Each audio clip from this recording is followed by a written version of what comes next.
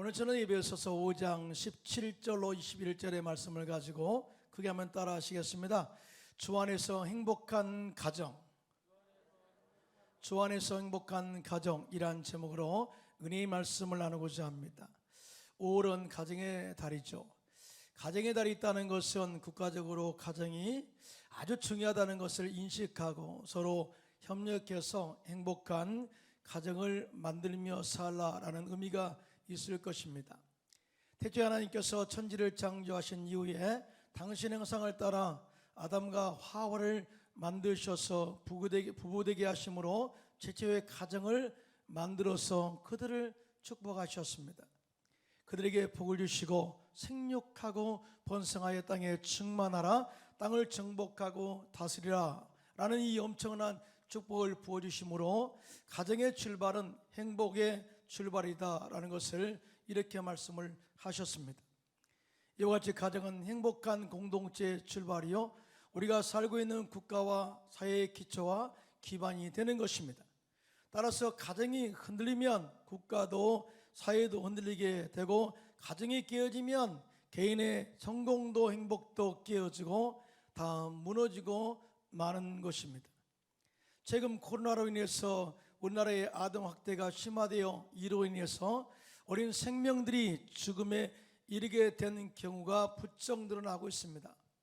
2020년도 기준으로 지난 5년간 아동 학대만으로 숨진 아이가 무려 160명에 달한다고 합니다. 그만큼 가정이 정서적으로 불안하고 서서히 가정의 행복이 무너져가고 있음을 방증하는 것입니다. 그러나 하나님께서는 구원받은 성도들의 가정이 화목하고 형통하고 복되고 창대하기를 원하는 줄로 믿습니다. 그래서 우리는 잘 돼야 됩니다. 행복해야 됩니다. 형통해야 됩니다. 이런 믿으시면 하면, 이러한 형통의 삶에 대해서 오늘 본문에 사도 바울은 에베소 교회를 통해서 가르쳐주고 있습니다. 자, 그러면 주 안에서 행복한 가정을 이루는 원리가 무엇일까요? 첫째로 하나님을 경외함으로 영적 질서를 가정에 세워야 된다라고 가르치고 있어요. 오늘 본문 에베소서 5장 21절입니다. 함께 합독합니다. 시작. 그리스도를 경외함으로 피차 복종하라, 이렇게 말씀을 하고 있습니다. 그리고 그 다음 이어서 부부의 행복을 위한 삶이 무엇인가를 정확하게 가르치면서 이 말씀의 의미는 이렇습니다. 가정의 행복의 근원은 하나님을 경외함으로부터 시작된다라는 것을 가르치고자 한 것입니다. 자, 여러 번 말씀드렸습니다마는 하나님을 경외한다는 것은 두렵고 떨리는 마음으로 하나님을 섬기는 것이라고 말씀드렸습니다. 그러나 이 말씀의 또 다른 의미는 하나님을 경외함으로 가정의 영적 질서를 올바로 세워 하나님의 공급하신 축복을 누리며 살라라는 영적인 의미가 있기도 하죠. 요한 3서 1장 2절에 보면, 사랑하는 자여 내 영혼의 잘됨같이 내가 범사에 잘되고 강건하기를 간구한다 라고 하는 이 삼중 축복의 첫 번째, 내 영혼의 잘됨같이 이렇게 우리의 영적인 삶을 세워놓으면 우리의 삶 속에 저주가 끊어지고 또 우리의 건강은 따라오게 되는 것이고, 이러한 삶이 우리의 가정에서 일어나기를 원한다는 그런 축복을 우리에게 선포하고 있는데요, 믿으시면 손들고 아멘 하시기 바랍니다. 크게 아멘 합시다. 이와 같이 예수님을 믿어 세상의 모든 삶의 습관들을 제거하고 성령과 말씀으로 충만하여 기도로 하나님과 늘 소통하면서 우리의 축복의 근원 되시고 모든 것의 공급자 되신 하나님과의 영적 질서를 세워놓으면 끊임없이 주님께서 공급하신 축복과 능력으로 우리 가정의 형통의 열매를 맺게 될 줄로 믿습니다. 이에 대해서 예수님께서는 요한복음 15장 15절에 이렇게 말씀하셨어요. 시작. 나는 포도나무여 너희는 가지라. 그가 내 안에 내가 그 안에 거하면 사람이 열매를 많이 맺나니 나를 떠나서는 너희가 아무것도 할 수 없음이라, 이렇게 말씀을 하고 있어요. 우리가 영혼이 잘 되면 범사가 잘 되고 강건한 복이 오는 것처럼 우리 가지된 우리가 원줄기 예수님께 붙어 있어서 끊임없이 좋은 성령의 은혜를 공급받고 말씀을 공급받으면 자동적으로 축복의 열매와 형통의 열매가 맺게 된다는 것을 말씀한 것입니다. 물은 높은 데서 낮은 곳으로 흐르는 것이 순리입니다. 또한 물은 많은 곳에서 적은 곳으로 흐르는 것이 순리입니다. 이 갈릴리 호수와 사이가 그 순리를 증명하고 있지 않습니까? 갈릴리 호수는 물이 풍부하고 높은 곳에 위치하고 있기 때문에 그 물이 흘러 넘쳐 요단강을 건너 요단강을 거쳐서 사이로 들어가게 되죠. 이 지역의 구도가 바뀌지 않는 한 자연적 지역의 원리에 따라 평생 가도 사이의 물이 거꾸로 갈릴리 호수로 흐르는 법은 없을 것입니다. 영적인 원리도 이와 같습니다. 모든 축복이 이로부터 우리 가운데 임하게 될 줄로 믿습니다. 하나님으로부터 임하게 될 줄로 믿습니다. 에스겔서 47장에 에스겔이 본 환상을 통해서 이 영적인 축복의 원리를 가르쳐주고 있습니다. 에스겔이 환상을 보게 되는데 성전 문지방에서 나온 물이 차고 넘쳐서 줄자로 1천척을 측량한 이후에 물을 건너게 하시기로, 내가 물을 건너니 그 물이 발목에 차더라. 또 사자가 1천척을 재고 건너게 하시니 건너니 그 물이 무릎에 차고, 또 건너니 또 허리까지 오게 되고, 또 1천척을 측량한 후에 건너니 그 물이 너무나 많아서 건너지 못할 강이 되었다라고 이렇게 점점점 풍성해가는 하나님의 은혜를 이야기하고 있습니다.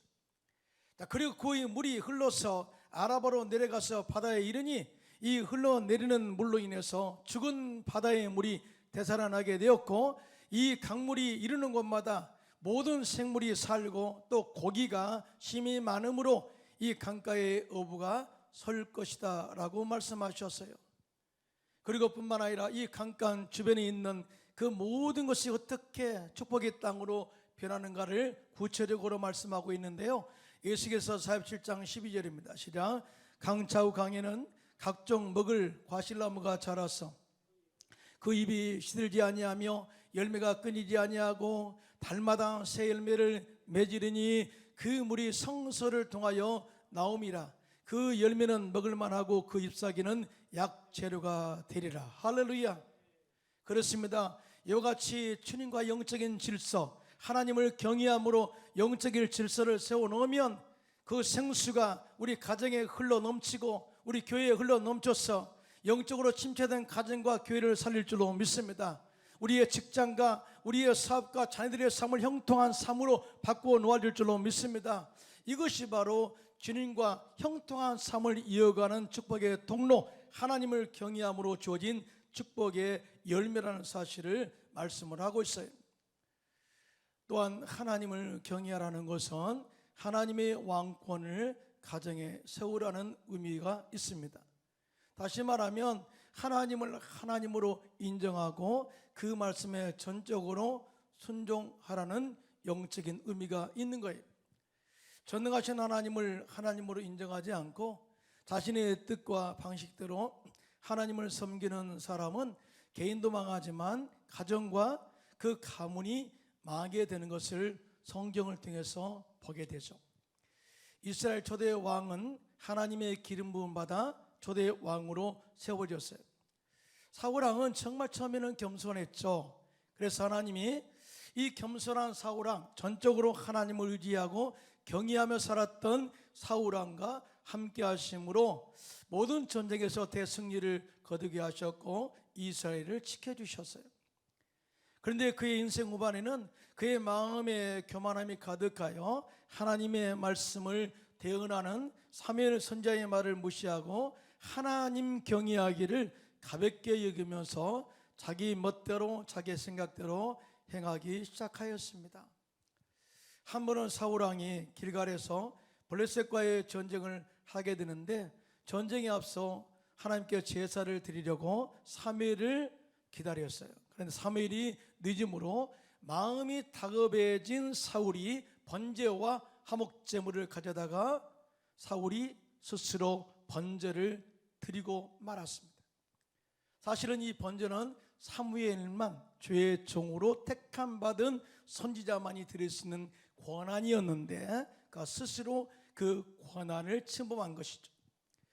사울이 번제를 드리기를 마치자 사무엘이 도착하여 사울이 영적 질서와 하나님이 세우신 선자의 권위를 무시하고 번제를 드린 그의 잘못된 행위를 지적하자 회개하기는커녕 백성들 때문이라고 그렇게 핑계와 변명을 대고 자신의 의로운 행동에 대해서 주장하기 시작합니다. 이 모습을 본 사무엘이 너무나 마음이 아팠어요. 안타까웠어요. 그래서 사무엘이 말하기를 하나님의 왕권과 권위를 무시한 사울 왕의 나라가 영원하지 않을 것이라고 예언의 메시지를 전하게 됩니다. 그럼에도 불구하고 하나님께서는 다시 한번 기회를 줘요.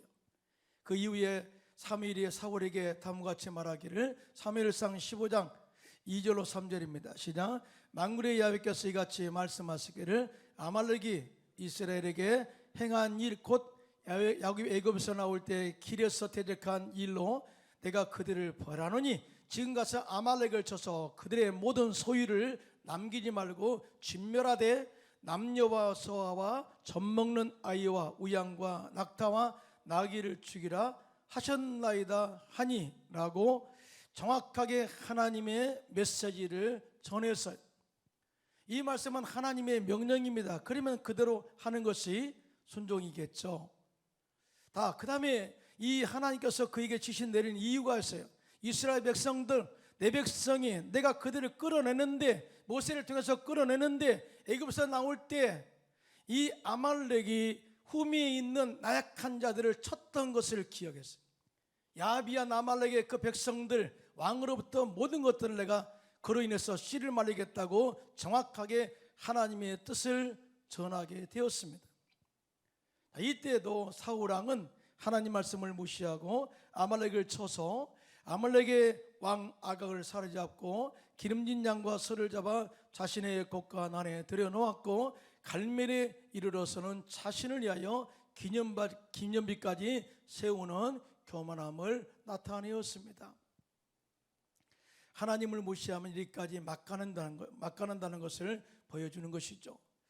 하나님의 명을 거역한 사울의 잘못된 행동을 지적한 사무엘 선지자 앞에 그가 회개하지 않고 오히려 자신의 행동이 잘한 것이라고 변명을 늘어놓았습니다.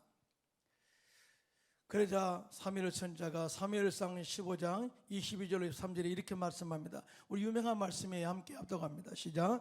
사무엘이 이르되 야훼께서 번제와 다른 제사를 그의 목소리를 청종하는 것을 좋아하심같이 좋아하시겠나이까? 순종의 제사보다 낫고 듣는 것이 순양의 기름보다 나으니 이는 거역하는 것은 점치는 죄와 같고 완고한 것은 사신 우상에게 절하는 죄와 같음이라. 왕이 야훼의 말씀을 버렸으므로 야훼께서도 왕을 버려 왕이 되지 못하게 하셨나이다 라고 하나님의 안타까운 마음을 전하였습니다. 그 후로부터 사무엘은 죽을 때까지 사울을 만나지 않았습니다. 왜냐하면 하나님의 말씀을 전해도 듣지 않는 사울이라면 더 이상 만날 필요가 없다는 것을 안 거죠. 이와 같이 하나님의 말씀을 전해도 듣지 않으면 하나님의 보호하심과 영이 떠나는 것입니다. 그 후에 사울왕은 블레셋과 전투에서 그의 아들 요나단과 함께 전사함으로써 그 시대는 끝이 나고 그의 가문은 기르게 된 것입니다. 그러나 반전이 있습니다. 반대로 하나님을 경외함으로 그 가문이 형통하고 빛난 가문이 있는데요, 바로 믿음의 조상 아브라함의 가문입니다. 백세에 얻은 독자 이삭을 모리아산에 번제로 드리라는 하나님의 명령에 순종한 아브라함을 하나님께서 축복하셔서 그에게 약속하신 축복을 온전하게 이루게 하셨는데 그 이유가 바로 네가 하나님을 경외하기 때문이라고 정확하게 축복한 이유를 말씀하셨어요. 이에 대해서 창세기 22장 12절입니다. 시작. 사라가 이르되 그 아이에게 내 손을 대지 말라, 그에게 아무 일도 하지 말라. 내가 내 아들 내 독자까지도 내게 아끼지 아니하였으니 내가 이제야 네가 하나님을 경외하는 줄 아노라. 이렇게 하나님을 경외한 아브라함을 축복하셔서 그 가문에 복을 주시는데요, 아브라함의 아들 이삭도 하나님을 경외함으로 도착하는 곳마다 하나님께 제단을 쌓았어요. 이렇게 하나님을 경외할 때 하나님께서 그의 생애를 복주셔서 우물을 팔 때마다 샘물이 콸콸 쏟아지게 하였고 농사를 지어 100배의 축복을 받게 했습니다. 이삭의 아들 야곱 역시 하나님을 경외함으로 그 고난 속에서 복된 삶을 누리게 했던 것을 보게 됩니다. 그러나 그 반전이 그 다음 세대에서 엇갈리게 됩니다.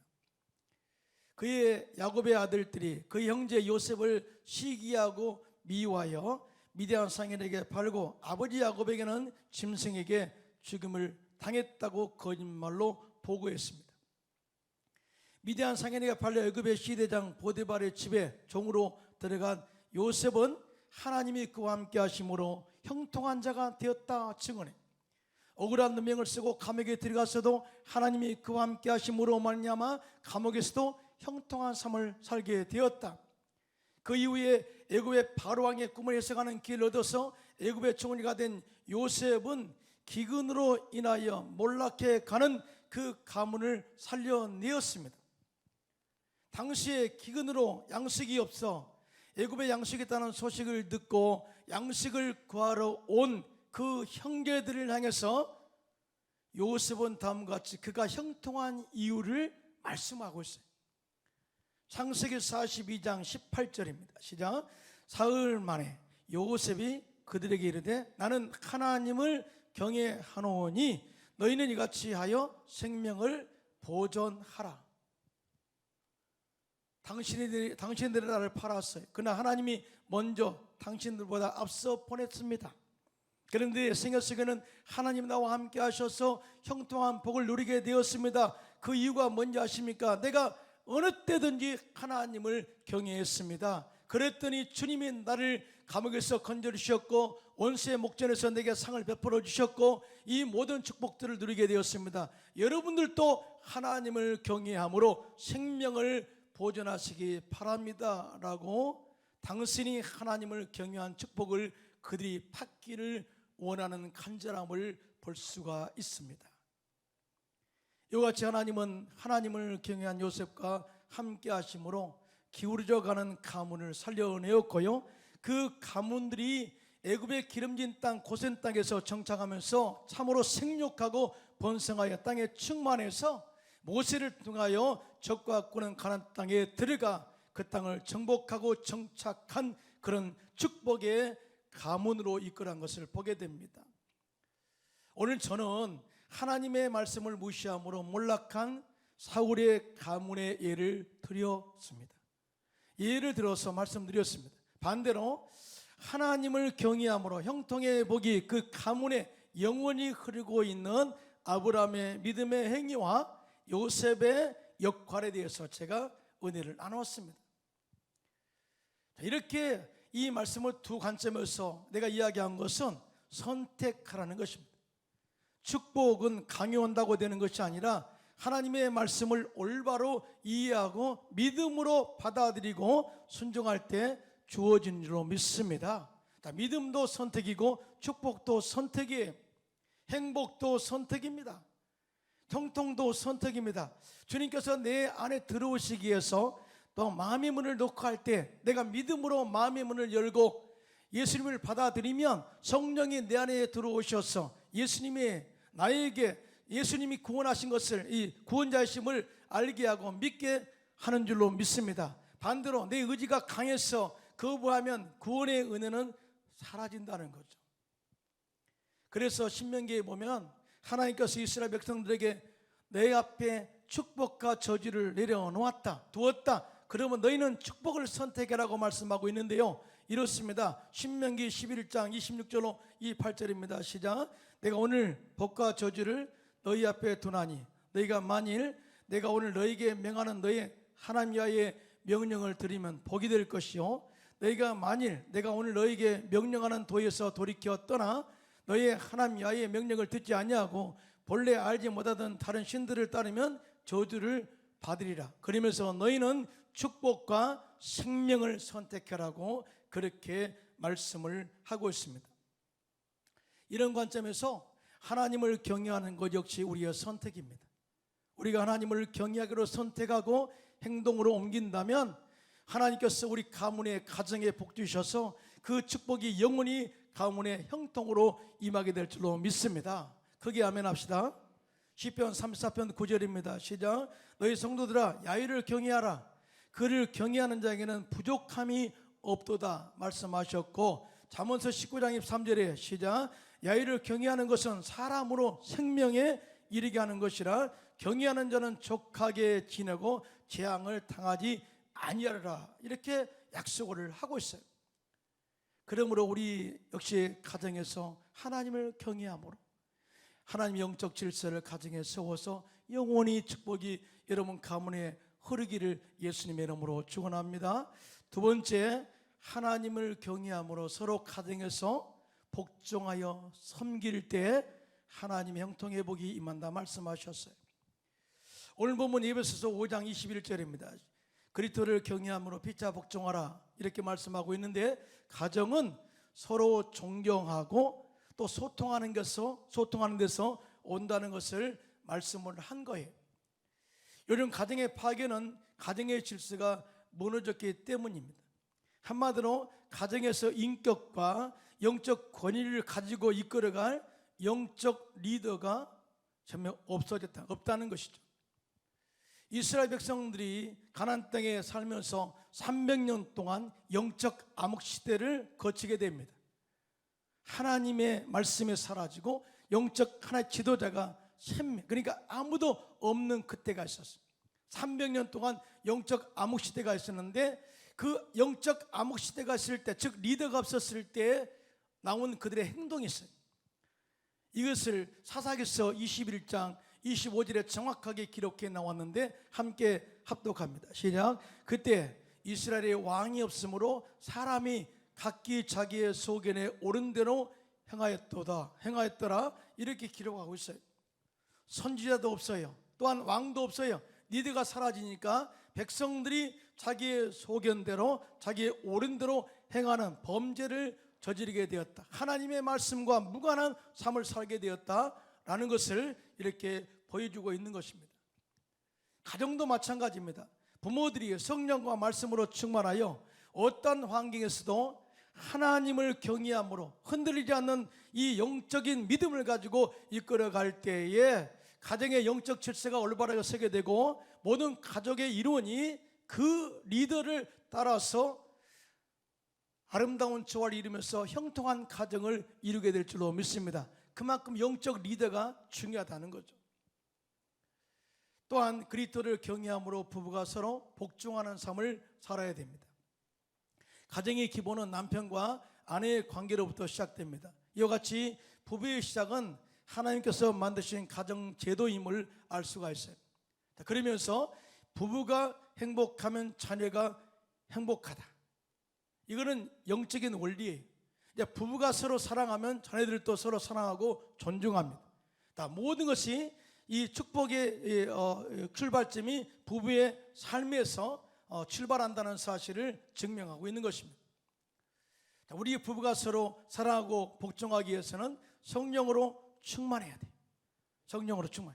오늘 보면 에베소 5장 18절입니다. 시작. 술 취하지 말라. 이는 방탕한 것이니 오직 성령으로 충만함을 받으라. 그런데 놀라운 것은 성령으로 충만하게 되면 우리의 삶 가운데 성령의 열매를 9가지 열매를 맺게 되는데요. 사랑과 희락과 화평과 오래참과 자비, 양선, 충성, 온유, 절제 같은 9가지 열매가 맺게 되는데, 정확하게 말하면 이 성령의 열매는 우리 예수 믿는 사람들의 성품과 인격이. 그러니까 우리가 예수로 말미암아서 성령의 충만한 능력으로 말미암아서 성령의 9가지 열매로 인격이 만들어져서 서로 복종하고 섬길 때 부부 관계가 원활하고 소통이 이루어지고 행복한 가정을 이룰 수 있다는 것을 말씀을 하고 있는데요. 믿으시면 손 들고 아멘 하시기 바랍니다. 성경에 보면 모세의 온유한 성품이 고집센 이스라엘 백성들을 40년 동안 광야에서 이끌었던 것처럼 성령의 열매의 성품은 공동체의 화합과 축복을 가져오는 통로가 된 것을 증명하고 있는 것입니다. 또한 서로 화합하고 복종하기 위해서는 자기 중심적 이기주의의 삶에서 벗어나야 됩니다. 그리고 자기 중심적 사랑에서 벗어나야 됩니다. 요즘 사회는 에고이즘이 너무나 강해서 나는 되고 남은 안 되고 하는 내로남불이 흥행하고 있습니다. 이러한 인식을 가지고 접근하는 자세는 공동체의 화합을 파괴하는 행위인 것입니다. 그래서 오늘 본문 에베소서 5장 17절입니다. 시작. 그러므로 어리석은 자가 되지 말고 오직 주의 뜻이 무엇인가를 이해하라 라고 권면하고 있는 거예요. 우리가 살 때 가장 중요한 것 하나님 뜻은 뭘까요? 우리 가정이 잘 되는 것입니다. 믿으시면 아멘. 가정이 형통하기를 원하고 계십니다. 그런데요, 여기서 우리가 알아야 할 것은 뭐냐? 하나님 뜻이 뭐냐? 이렇게 형통하기를 원하는 가정의 뜻에 해야 할 우리의 행동이 있어요. 서로의 다름을 인정하고 그 안에서 하나됨을 위하여 서로 이해하고 복종하는 자세가 필요하다는 거예요. 막가파로 이기주의로 가버린다면 절대 그 가정은, 그 부부는 행복할 수가 없음을 이야기한 것입니다. 5월은 가정의 달입니다. 그래서 우리 모두 하나님을 경외함으로 가정의 영적 질서를 세우고 서로 존중하고 사랑하면서 행복한 가정을 세워가시기를 예수님의 이름으로 축원합니다.